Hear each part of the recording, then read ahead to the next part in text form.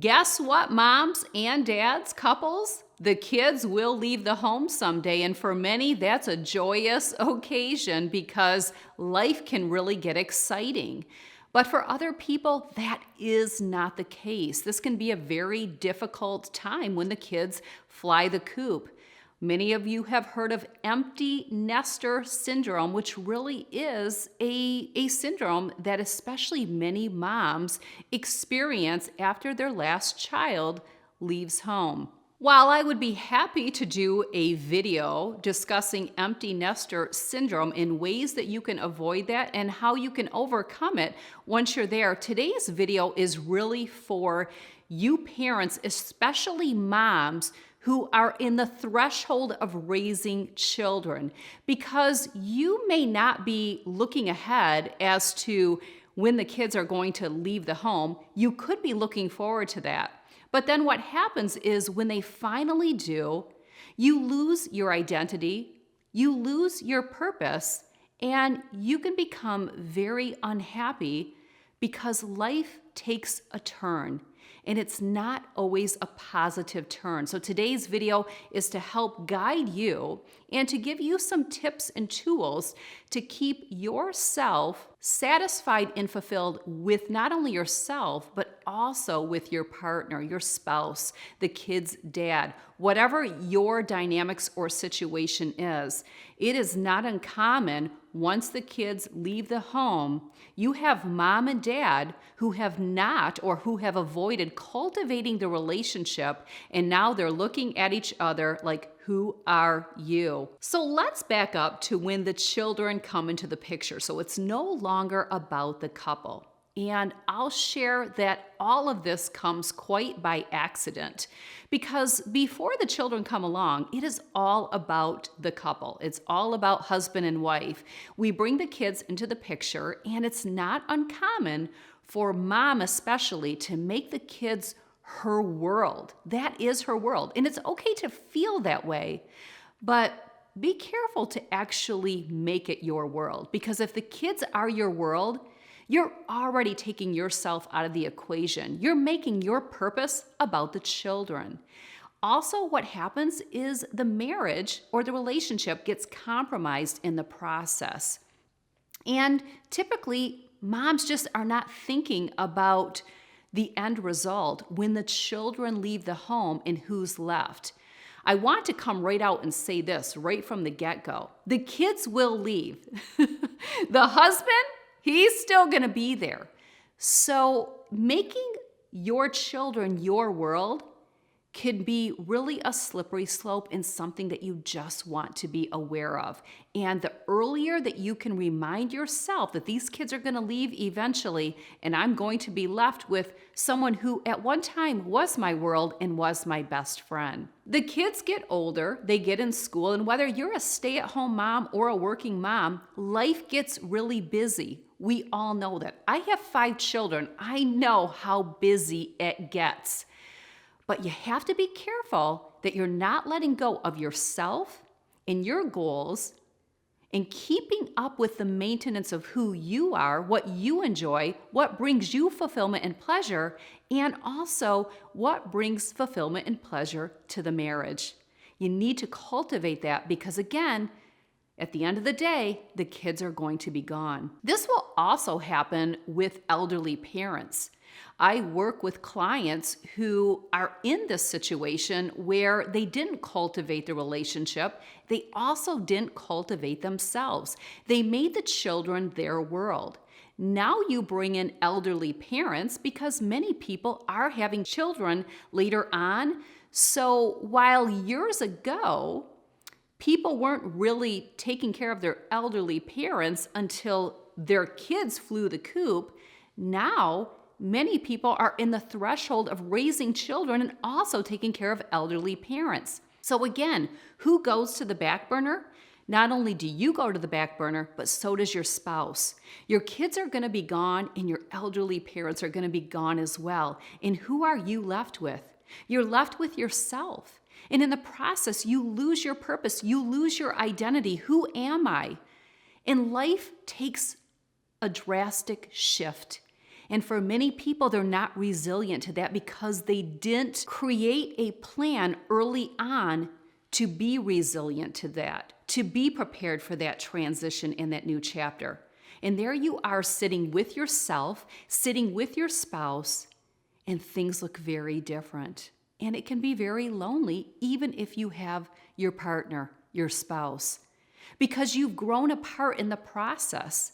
And sometimes he will create a life outside of the marriage. And I don't want to say a negative life, that could happen, and we know that it has, but he could start filling that void by doing other things, going golfing a couple days a week, going out with the guys, going to sporting events that maybe the two of you once did together.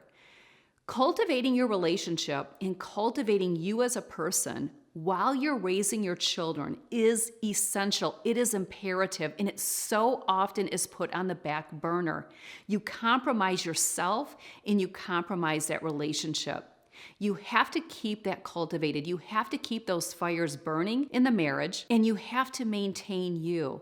I talk frequently on Instagram stories and in my videos about maintenance.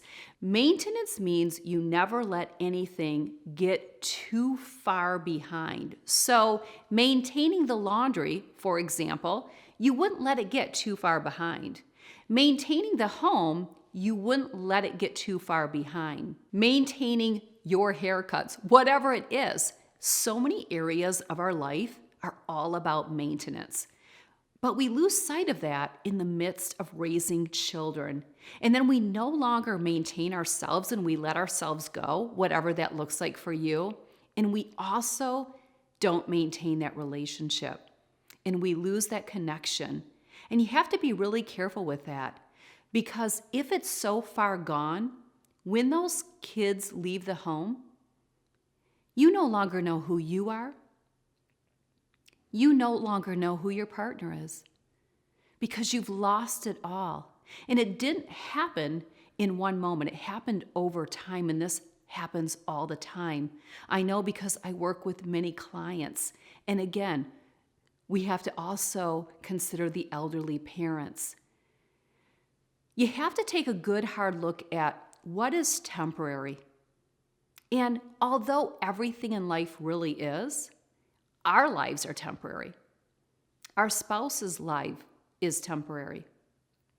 But our kids are going to leave the home. It's very fast.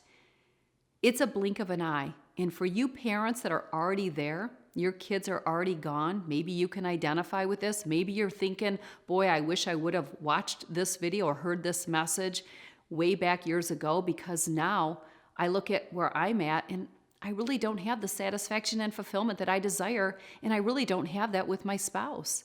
And he doesn't have it with me because we let it go in the midst of raising these children, and that was very temporary. Elderly parents, not saying you neglect anything, of course not. You have to maintain it all. But what I'm talking about is when we let something go. And it's not the children that we let go, and it's not the elderly parents that we let go.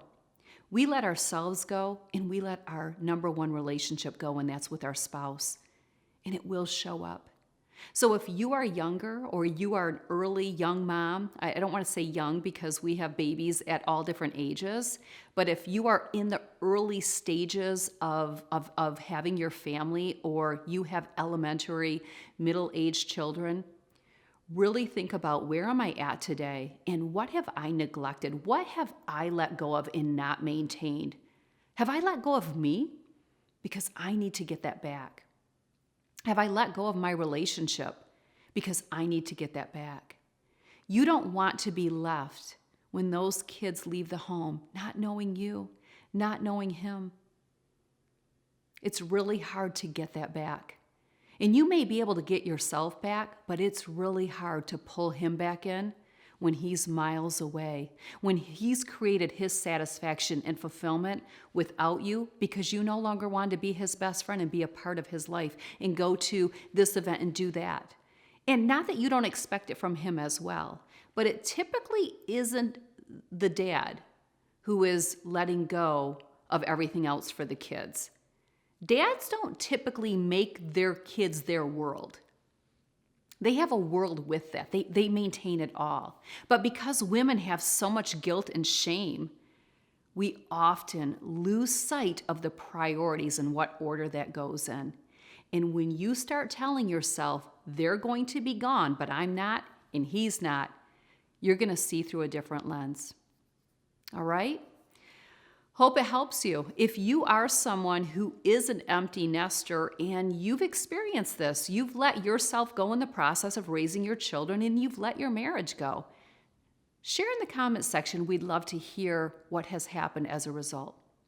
We can all learn from one another, and I know this video is for someone today, probably many of you.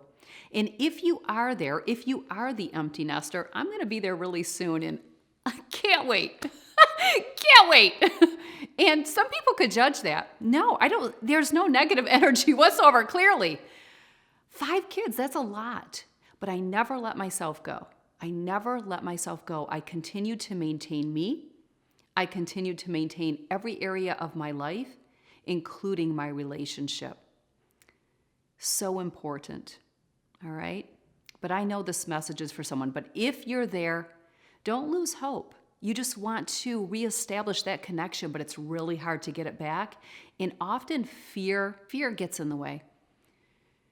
Resilience is big in many areas of life. Do you have financial resilience? Is your marriage resilient? Is your health and wellness resilient? Because obstacles and challenges and hard times are going to happen. But you want to create a resilient in life. It's like that insurance policy to protect those later years. Most people don't look at it from that lens, but it really is your insurance policy. Yeah. All right. Hot topic, big topic, and one that needed to be heard. So thanks for joining me, and I'll see you right here on YouTube very, very soon.